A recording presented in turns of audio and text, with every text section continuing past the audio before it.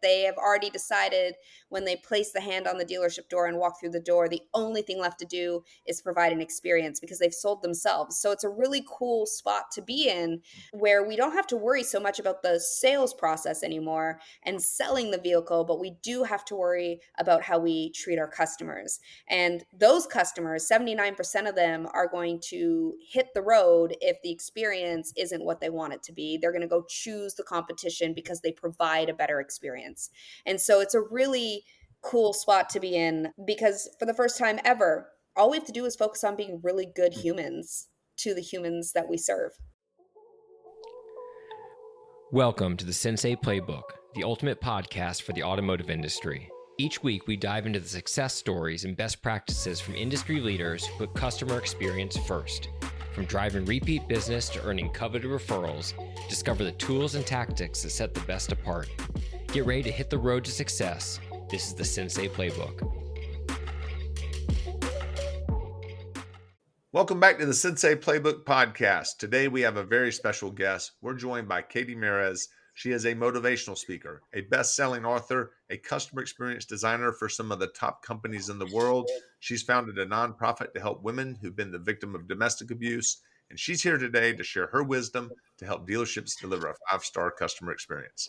Let's get into it. Katie, we're super excited to have you here today to talk about your work. Your background as a author, speaker, trainer with the subject matter of customer experience is truly exciting to us. And we look to really dive in and learn more about what you're doing. Oh, I'm so excited to be here. I love talking about customer experience. I think it's not talked about enough and it's definitely not actioned enough.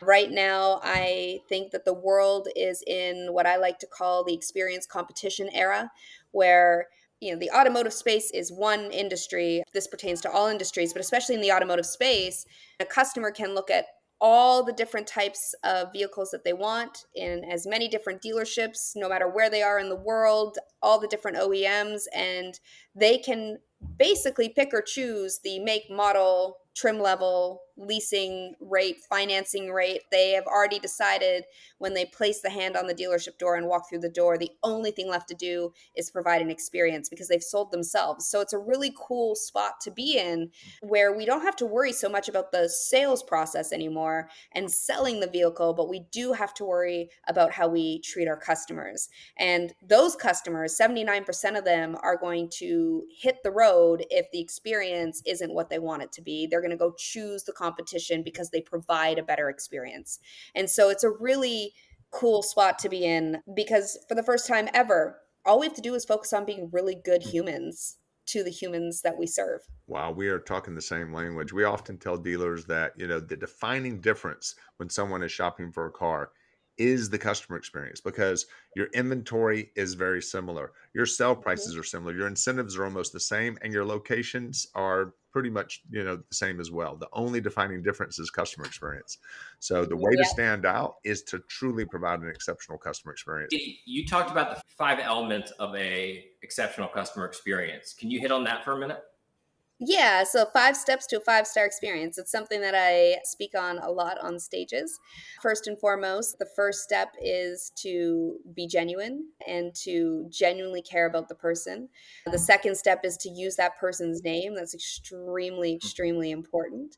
The third is what you say and how you say it matters. So, especially in the car business, we have a lot of slang for a lot of things. A customer doesn't need to hear that the next up has walked through the door. We do have to speak in full sentences and your words have power, and the tone of how you say something, even if you have a customer in front of you that might have a language barrier, the way you say things is universal. We all know when our name, once upon a time or currently if you have kids, when a parent screams a child's name in a certain way or uses the first name and the middle name, you're in trouble. That tonality is universal. So the way you speak to a customer is extremely important, and the tone you use, because they pick up on that, That's right. is super important. Being a hero, meaning figuring out how to service recover is everything, because we're humans. I know that bots are, finding their way into the world. However, our customers are humans, they're not bots, and we are humans serving humans, and we're going to drop the ball sometimes. That's just, I mean, let's face it. So having a system in place and having a culture that promotes the ability for your team to step up and take care of a ball that's dropped is extremely, extremely important. So being a hero, because you can actually create more loyalty with the customer by saving an experience than you can just delivering one right off the bat. That's fantastic. And the last is be consistent. Every customer, every time. We have what I believe is this like zero balance trust account with our customers and our employees, our internal customers. And it's up to us to put in deposits into this bank account so that we create this buffer for when we do drop the ball. It's going to happen. And it takes 12 positive experience to make up for one negative. So if you don't put in these deposits into this trust account, then you're going to go into overdraft. And if you go into overdraft and you drop that ball, forget it. You've lost the customer, you've lost the employee, you've probably have a bad review on Google, and thousands of more people know that you dropped the ball. So it's really important to be consistent so that you can, in fact, be a hero, but with every customer every time. The unhappy customer will tell a lot more people than the happy customer. Oh, yeah. Especially the female consumer. Like, women are the original social media, right? Like, you can imagine, like, back in the day when women didn't go to work and they were homemakers, they'd walk out of their backyard. You can picture little white picket fences and the ladies, with their iced teas talking over the fence. They're sharing. Who did they talk to today? What products did they buy? What did they like? What didn't they like? At that point, there were door-to-door salesmen. So this salesman rubbed me the wrong way, or this product was amazing, or I went to this store. And now women have the megaphone of the World Wide Web, and they use social media. I think it's 76 to 57%, 76 percent women to men use social media as a means to decide where they're going or to offer reviews. So knowing that women are the most influential consumer of the world, which maybe your guests or your listeners don't know that yet, but they are, we are. She's also the most influential in terms of the poor experiences. Yes. I think the only And ones that don't know that are the single ones. So the married amongst us, though, we certainly recognize that. Happy wife, happy life. Yes, that Absolutely. is a thing. To staying for a reason. So you do a lot of work examining the differences between men and women and the physiology and the psychology of, I assume, the buying experience and how that plays out. Can you talk a little bit about that and some of the main differences you see? Yeah, so it's funny though, when I consult or train or I'm on a stage, most of the feedback I get is, wow, not only did you help me with my business, but you saved my marriage, or you helped me speak wife. We don't fight as much anymore. My wife is grateful for you. There are some major physiological differences between men and women. And here's the thing: men aren't bad, women aren't bad. We're just different. Men are from Mars, women are from Venus. It is what it is, it's a real deal. So it's just high time we look at the differences, accept the differences, and look at them as really a woman's difference. Her strength is his weakness, and vice versa. And physiologically, there's a couple of major differences that I talk about a lot. And one is our limbic brain. So, our limbic brain, which houses our hippocampus, which is our emotional and memory hub of our brain, it's what drives our decision making process, is almost double the size of a man's. So I always, yeah, I like the facial expression. Like, yeah, makes sense. So, I say on stage all the time, if you have like a wife, a daughter, a sister, a girlfriend, a female friend, a grandmother, any woman in your life that remembers a fight in grave detail from like 5 years ago, it's not her fault. Like, she's built that way. She's built that way. And your customers are the exact same way. We feel more greatly, we remember in far detail, and we communicate. So if we go through communication, the difference between men and women is men only communicate with one side of their brain. We, as women, communicate with both. So men use logic to communicate. That's it, that's all. There's no creativity behind it. It's point A to point B, black and white, needs to make sense. No fuss, no muss. A woman communicates with logic and creativity. So when a woman feels the need to describe the story or sit there and describe her feelings or, different parts of the event, it's because that's the way she is built to communicate. We actually have more gray matter that connects both sides of our brain, and we can actually compute more complex ideas and communicate them in a more diverse and concise way because we are able to use both sides of our brain when we communicate. So when we have a female consumer, it's important to know that she is going to ask more questions. She is going to want more, explanation and more detail in that explanation. That's just the way she's built. Another big difference between men and women is the fact that women want a hedonic experience where men want a utilitarian one. Men want a point A to point B, just very much like logical. I just no fuss, no muss. This is what I want. Please give me the path of least resistance. And a woman is going to want an experience of the senses. So she cares about the lighting. She cares about the smells. She cares about the temperature. She cares about how she feels. And I say to everyone I speak to, I shouldn't say to a lot of people because it's everyone, if we build the experience for him, utilitarian, we lose her. She's like, I'm out. If you build it for her, a hedonic experience, an experience of the senses, you keep him because he could care less. He'll find his way to point A to point B. That's interesting. Right. So with women influencing, and I know this is, primarily in the automotive space, but with women influencing 85% of vehicle purchases when in a coupled relationship and purchasing 65% of all new vehicles and saying yes, 65 to 70% of all ROs are being said yes to by a woman, which correlates to the 65% of women that are purchasing new vehicles. It makes sense to build it for her. And in an industry primarily run by men, the experience is designed by men, for men, delivered by men, and we lose the world's most influential consumer. It's interesting how that plays out when we go to dealerships and just the physical built environment of the dealership and the interior design and clean restrooms. And you see hospitality influencing the upscale dealerships in a major way. And it feels almost like a hotel lobby when you're in some of these dealerships. Yeah, it's high time. It's about time. I love seeing this transformation. And it's, I've always said when I work with dealerships, when I'm on stage at automotive events, if you're looking within the industry, you're going to fail every time because here's the deal is that a woman or a man, a customer will drive off your lot. And unless they're returning for service, they're not returning to buy another car for 5 to say 8 years, depending on what study you look at. The experience competition is not another car dealership. The experience competition is where your customer is spending money every single day.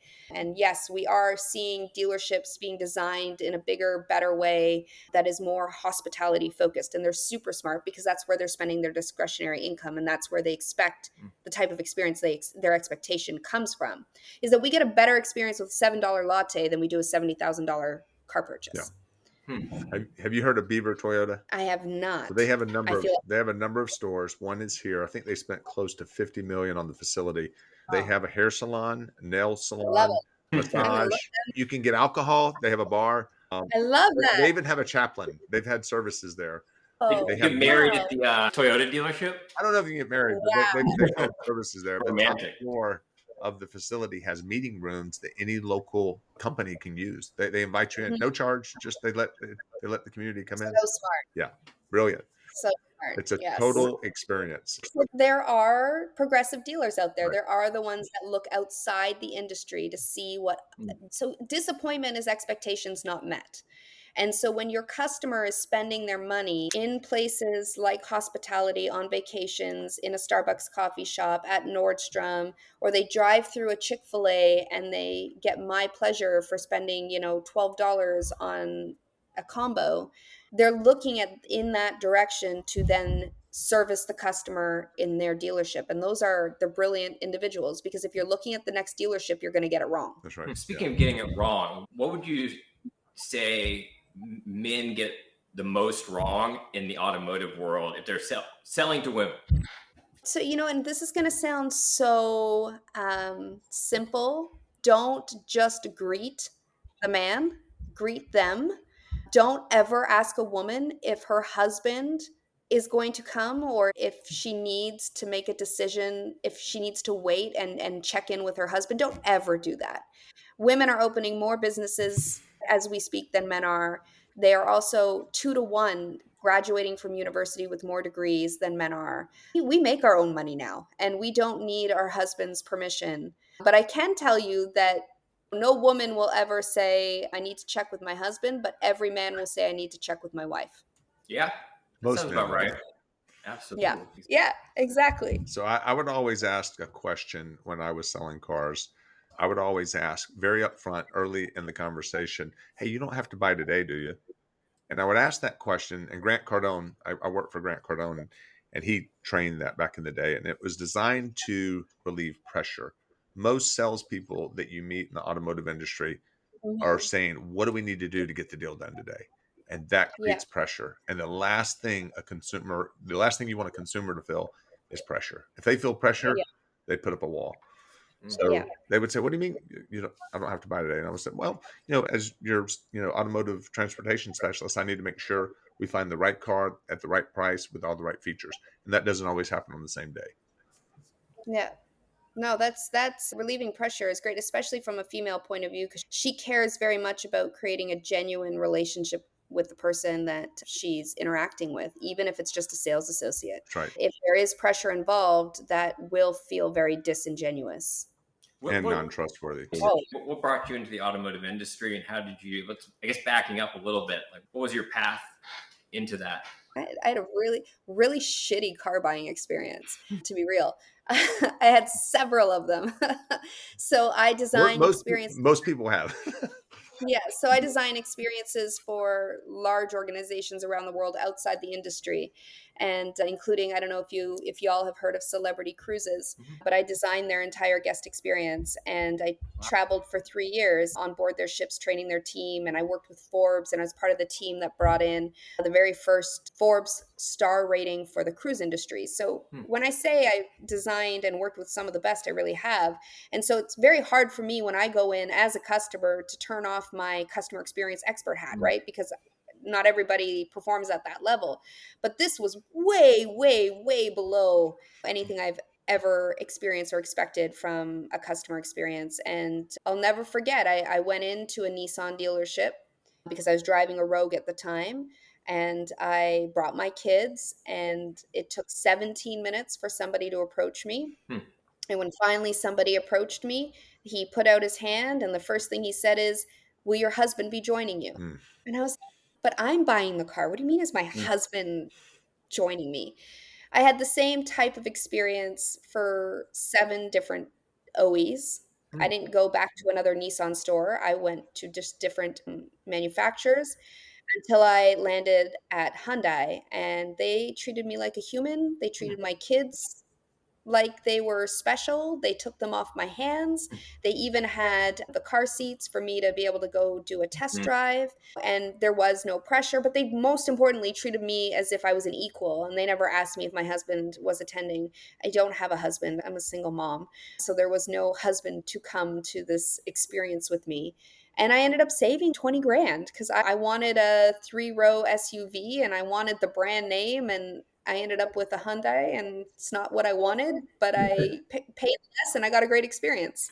So at that point, I went down the rabbit hole of research and realized number one, there's so much opportunity from a customer experience point of view in the industry. But number two, oh my gosh, from a gender disparity gap concern and from an inequality and exclusivity and equality point of view, the industry was failing female consumers, female employees, minorities, I mean, all of the above. And so I started to apply to speak at Digital Dealer, NADA, Women in Automotive, all the major, I've spoken at all the major conferences, SEMA, wrote my book, Custom Her Experience, which is #1 bestseller. And thank you. Yeah. And I now speak and design experiences like Toyota, Volvo, Honda. I've spoken at NADA, as I've mentioned. I sit on the board of Women in Automotive. So I just kind of come into the And industry. Katie, how long ago was this that you got involved? That is, so I have a funny story, but I started in the industry about 7 years ago, and I took about a 4 year hiatus, 3.5 year hiatus. I was in a pretty bad abusive relationship. So I'm an domestic abuse survivor, and I actually have a nonprofit called Ladies Take Control, and I help women find the courage to do hard things in dark times. So I am now just back into the industry. So 10 months ago, I was discarded. I was told to go sell my body for groceries. I was left with not a penny. I was actually left in debt, no career because I gave it up to run his businesses. And so 7 years, but really I've retaken the industry by storm in the last 10 months. Congratulations. Did that Yeah, I watched. experience Thanks. influence how you think about customer experience at all? Yeah, it makes me believe even more so that I already believed that everybody has a story. Hmm. And what you see on the outside, if you were to look at my Instagram, you would have thought I had the best life on planet Earth. I had the 4 carat diamond engagement ring. I wore the Cartier. I had the Louis Vuittons. I traveled the world. What we see on the outside isn't necessarily what happens behind closed doors. And so it gives me much more compassion and empathy, and it helps me help men, especially, understand the challenges women go through being in such a male dominated Hmm. space. But then it also helps me speak to women in a way I've never been able to speak to them before, and saying, listen, you've got this. You don't have to look at that obstacle and make an excuse. You are capable of moving that obstacle and choosing to rise and choosing the life that you want. And I can say it from an experience point of view. So, yeah, it's definitely affected the way I look at humans and the way I approach humans and the way I coach humans. Well, I want to tell you a story. A female friend who's going through a pretty rough divorce right now, and Mhm. it involved domestic abuse. And after I watched your TED talk, I sent it to her, and she was Oh, like, "Wow!" She was like, oh, "God works in mysterious ways." She was like, "How did you know to send that to me today?" And I was like, oh. "That's God at work." So she was touched by it as I was. That's a very touching story. Oh, thank you. And you should tell her about Ladies Take Control. I do a free mentoring I will. circle every single month. I have speakers come in. I had a speaker last night talking about the seasons of leadership and how to move through the seasons of change. Next month is going to be speaking on, I have a confidence coach coming in to speak about how to level up a woman's confidence. So I'm constantly giving out free knowledge and free inspiration to women because I needed it. I didn't have two nickels to rub together. And so now the nonprofit is there to serve. I'd Okay, awesome. written down a question that you almost just answered in a way, but I was curious what you thought the role of storytelling was in customer experience. Oh, I mean, it's everything. I believe that story allows you to have a shared experience. Often when I coach teams, wait, first of all, can I share a story with you? Yeah, obviously. Cool. Okay. Yeah, for sure. My littlest, so I have 14-year-old twins and I have a 11-year-old, but when my babies, my 11-year-old specifically, was young and I still tucked her into bed, it was her favorite time of the night, and says no child ever, but for her it was. I'll never forget, her feet would like pitter patter up the stairs as she ran feverishly into her room, and I'd pull back the comforter and she'd hop into bed and I'd cover her up, and her room was white, and she had this pink daisy light that hung on her wall. The plastic Yep. ones, they do bugs and all the things. Well, she had a pink daisy. And so I shut off the lights in the room and I clicked on the light, and the whole room glows pink. And I'd snuggle into bed with her and we'd open up this book called The Taya Sisters Adventures. And it's just these mice that go on these adventures of problem solving and tale solving. Anyways, Yeah.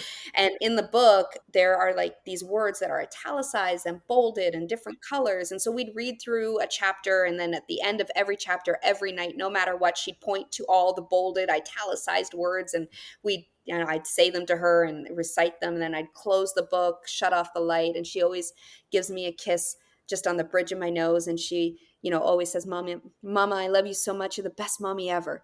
And I just, feel this like incredible warmth, and I'd snuggle her. The reason I share this, and for anyone listening, how many of you, and I ask the questions, and to you two gentlemen, did you hear the pitter patter of the feet? Mm, How many saw the little girl jump into the bed Yep. mm, and the room glow pink? yep. And how many of you saw the italicized words Mm, on the pages of that book? And then also that feeling that a mother feels. Did you feel that feeling of love? mm. So that's the power of storytelling. Wow. We just had a shared Yeah, experience. that's cool.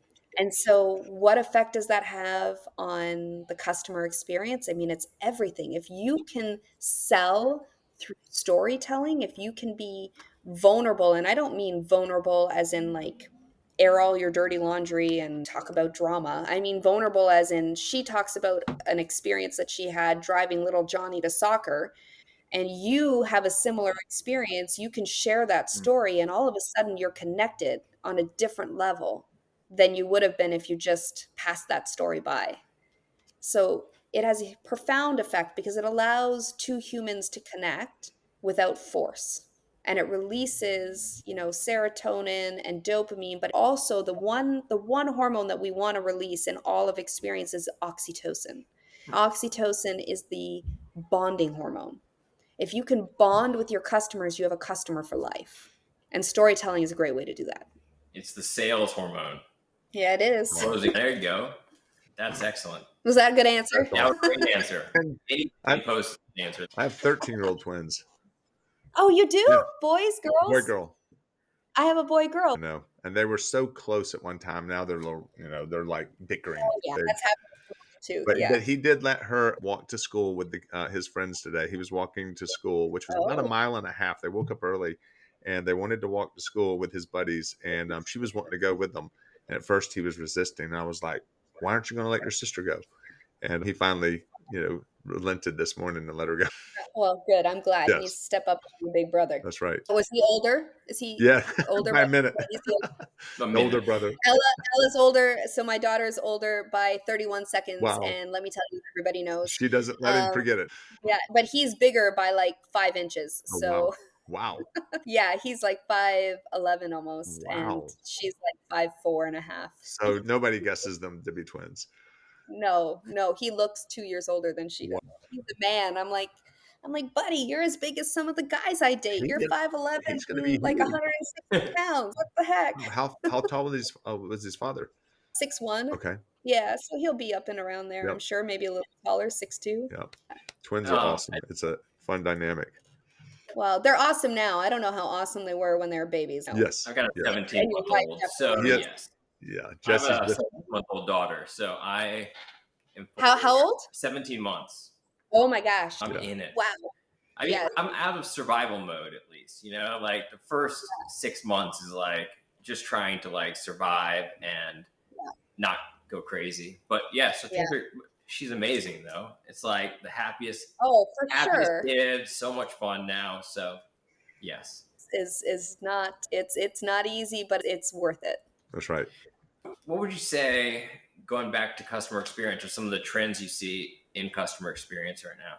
Yeah, so some of the trends I'm seeing is number one, as I mentioned earlier, 79% of your customers are going to leave you for the competition based off of experience alone. Hmm. So that's huge. Mhm. So if you're not playing in the experience competition game, then you're going to lose every single time. 80% of customers say that the experience they receive is more important than anything before or anything at all, and it's more important than any time prior to that. And then I would say the other one is that I think the stat is, and I'll get you the right stat so you can put it in the show notes because don't quote me, but I think it's 76%. It might be 74. But customers want to actually interact with humans. Like they want to come into the store. They want to have that experience. I'm the tail end of millennials, so it's not just millennial and boomers and all the older folks. It's actually the Gen Zs. Like even my daughter at 14, she still wants to go. She's like, yeah, I'll research online. But she wants to touch and feel and she wants to have that experience, especially for women. So women actually have the same physiological reactions when they're shopping that they do when they're falling in love, believe it or not. Hmm. And so it's important for her to have the warm and fuzzies and to have that journey. And that's what helps her make the decisions, especially tied in with the limbic brain. So I say the biggest trends is that even though we have bots everywhere and even though we're talking about technology, the experience in person hasn't gone away. Like people still crave it. So if we're putting all our eggs into one basket, you're going to lose every single time. Yeah, people thought Carvana was the future, and they're not doing well. People want No. that experience. They want to go in. They want to go through the Yes. selection. They want to meet someone. They want to be educated, and you don't get any of that with Carvana. Mm-mm, nothing. And so there is, I believe, a happy medium. I believe that AI and technology is important. I think that there's a place for it. I think that we need it to help become more efficient. But our customers are not bots, so we cannot serve them with bots. They are humans, so we need to serve them with humans. I was speaking at a Customer Contact Week conference on the 5 steps to a 5-star experience back in January in Austin. And I had a standing room only, like 150 people out the door. And it was incredible. I started the talk with, I am not going to talk about AI. And the entire room erupted into cheers because we're sick of it. Mm-hmm. Yep. And so I think the biggest thing to take a hold of, and whether it's a trend or just an aha awareness moment, is that the Carvanas of the world, yes, they have their place. Do customers want to research online and get to the very point where they've made their decision and then walk into the store? 100%. But that means that the end-to-end experience, the end-to-end user experience, has to be flawless. So if they receive a great experience online, that experience has to match when they come in person, Mm. and vice versa. If they come and shop and then they want to go online, it should be seamless and it should be an easy to use and easy to execute experience. So technology has its place, but it's not going to replace the human connection. Well 100%. said. It seems like you're saying that it's basically the salesperson's to lose when somebody comes in. Like they've already made up their mind. They want to Yeah, buy they've this sold car, and are themselves. you going to drop the ball on the one Mhm. yard line or not? Exactly. That's all it is. It's literally don't. So, and I talk about this a lot, but you've got marketing, you've got merchandise, and you've got systems and processes, right? Like that's basically the car industry, this triangle. What we forget is that there's a human involved, right? Like where's the human experience? Where's the customer experience? Where's the internal customer experience?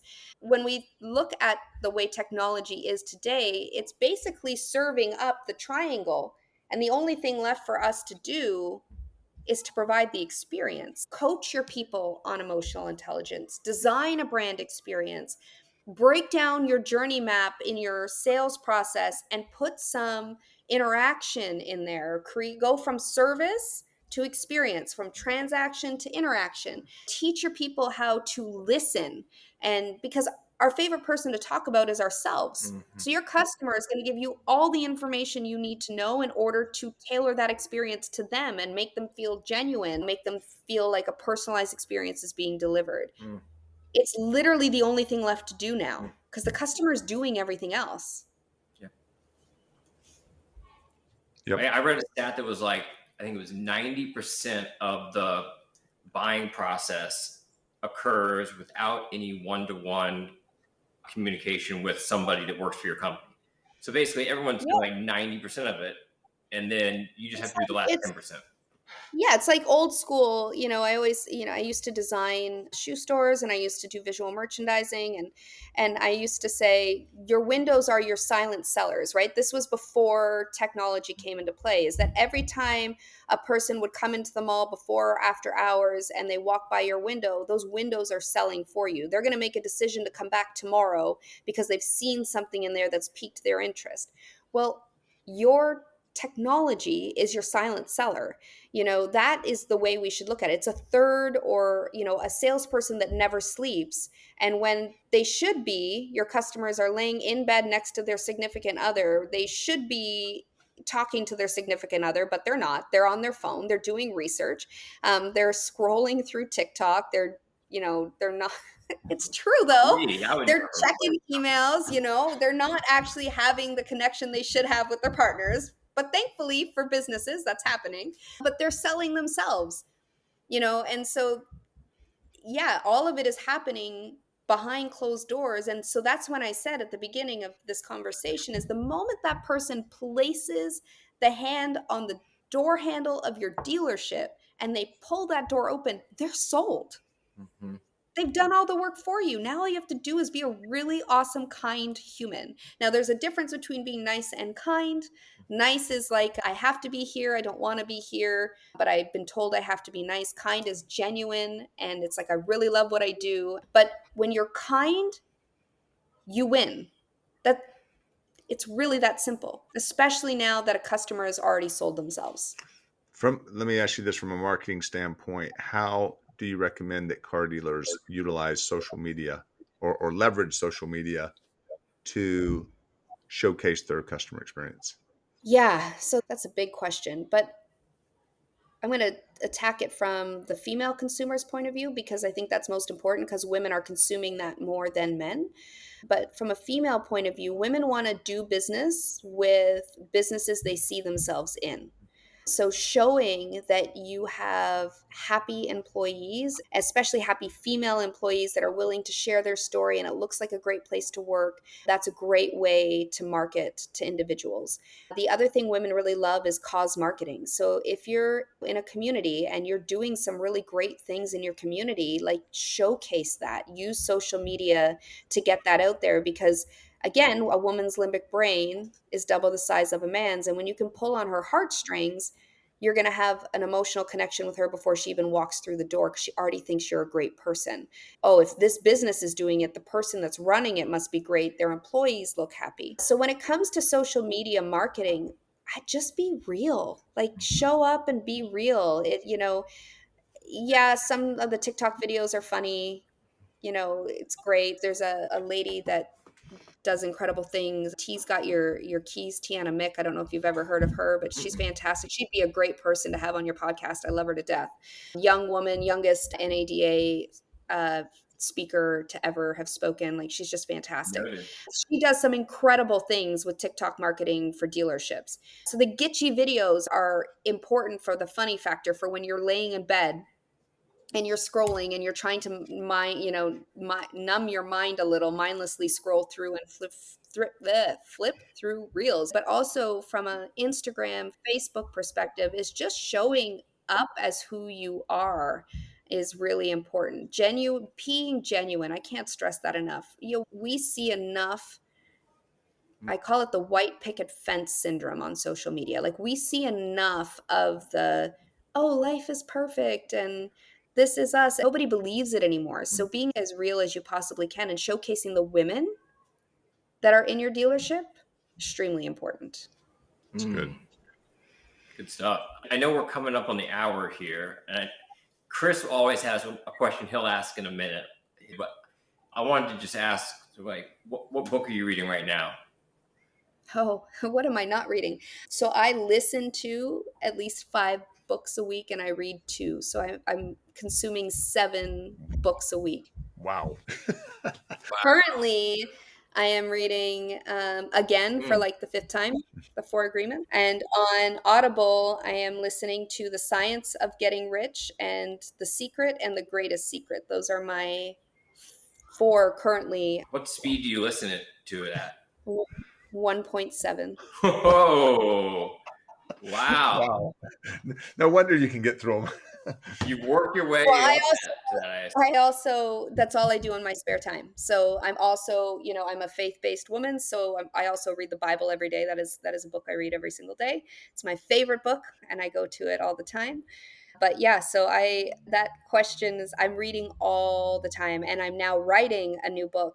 Yeah. Yeah, I'm not going to give the title away, but it is basically how to design an experience that women want to work in and how that's going to increase your top line revenue. It is smart business to hire women and to have a diverse workforce.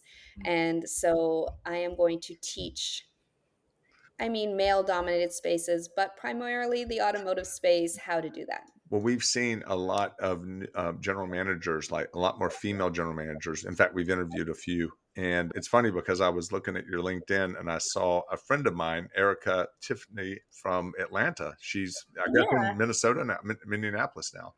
And I saw Yeah. that y'all were at the event together, and I was like, wow, what a small Yeah. world. I mean, she has done phenomenal. That woman impresses me. Oh my goodness. I like totally girl crush on her. She is so great. I saw her speak at a SODU for WOCAN, and she was also on stage on a panel. She's phenomenal. I feel humbled to be part of a circle with women like her because she is a trailblazer. And the fact that I get to learn from her and rub shoulders with her is just like, That's amazing. yeah, it's a dream come true. I think this morning. Yes, I It saw was it. this morning. New book come out. Very, I'll be doing a big signing at NADA. very cool. And tell us about your I know you have an upcoming event, a couple of upcoming events. So tell us about those. Oh, yeah. So, I mean, other than I'm speaking at a few events that I think are open to the public, like VinQ's Unleashed, I'm speaking there with Danelle Delgado. I will be speaking at an event for the Virginia Auto Dealer Association. So, September 23rd there, September 24th in Kansas. I am hosting my first Power of Experience workshop in Southern California. I am so excited about it, where we will actually break down how to design an experience. So break down the journey mapping and how do you create a brand experience playbook. I've never done it before. I only ever do that for consulting clients. So this is kind of like a once in a lifetime thing to learn from me, which I have taught to some of the largest organizations in the world. So that's happening September 12th in Southern California. And that's open car dealers or industry? Open to car. No, it's car dealer. Oh, car It's car dealers. dealer Okay. focused. Yep. Wow. So we breaking down the journey map for car dealers. So if you don't want to hire me at my lovely daily rate, you can send somebody for $3.99. So it's a steal. Where in Southern Uh, California is it? it's just in Orange County. Okay. And you can go to powerofexperience.ca and all the information is there. And then in October, something else that I'm doing that is so much fun is that I actually get to sit on the board of TEDx South Lake Dallas. And we have a huge event happening on October 27th. It's in a beautiful theater. So if you want to see some incredible speakers with some incredible ideas worth hearing, you definitely want to check out that. And the event is like $60. It's really inexpensive. If you want to meet the speakers and the board and learn how to develop and apply for a TED Talk, I think the ticket's $100. So it's a no-brainer. That's in Oh, yeah. Dallas? That's in Dallas. That's in South Lake. I think we need a road trip. I was gonna say when we can go hit Orange County. Yes. Well, anything else? I mean, not that you don't not listed a ton of amazing things, but is there anything else you got going on that you'd like to talk about? Ladies Take Control is extremely important to me and near and dear to my heart, and it's free for women, so you can go to ladiestakecontrol.com. Our last event on June 14th, which was free, we had the president and CEO of FIFA World Cup 2025 speak. We had the first female captain of a mega cruise ship speak. We have some incredible women that pour into women for free. That was 606 women. So the goal is 1,500 women to help and serve, and the next event is in December. And I'm actually, and this is way far out, so everyone's going to forget about it by the time, but maybe this is evergreen content, so they'll listen to it just in time. But we are having our first live event in Orange County on June 25th, so I'm Wow. really excited. Before Chris asks his question, get ready. I just wanted to ask how people can get in touch with you if they want to reach out. Yeah. So Google me, Katie Maris, and I come up. But no, Instagram. So I treat my social platforms a little differently. Like, so on LinkedIn, it's very professional. On Facebook, you get a little bit of both. But Instagram, if you really want to know who Katie is and you want to interact with me, Instagram's where I'm at. You can DM me. I answer every DM. You can reach out to my emails, katie@katiemaris.com. And if you DM me, I always give out my cell phone number because I'm happy to help whoever needs help. So those would be the areas. You can check out my website, katiemaris.com or ladiestakecontrol.com. Amazing. And Chris, drum roll. So the last question we'll end with, This last question, I'm chomping at the bit here. what is it that you want to be known for? Oh, I want to be known for impacting the ability for women to find the courage to do hard things and to get out of places that they feel stuck and know that they have a choice to rise regardless of their circumstances. That's Very noble. cool. That's awesome. Yeah. I Great. want to That make was- money so I can serve. Thank you so much for taking the time to be with us. It went by Oh my very gosh. Thank quickly. you for having me. I'm glad I Uh, picked up that call because I never pick up unknown calls. So I'm really, really glad I picked up your. Well, Aaron would not have stopped at one. Well, there we go. He is But I picked. relentless. God Right. works in mysterious ways, right? Like you said, That's right. it's meant to be. I'm honored to be here. Thank you for your time. It's really important to me. So I'm really, really honored that you think I have valuable enough information to be on your platform. We truly Absolutely. appreciate you. Okay, awesome.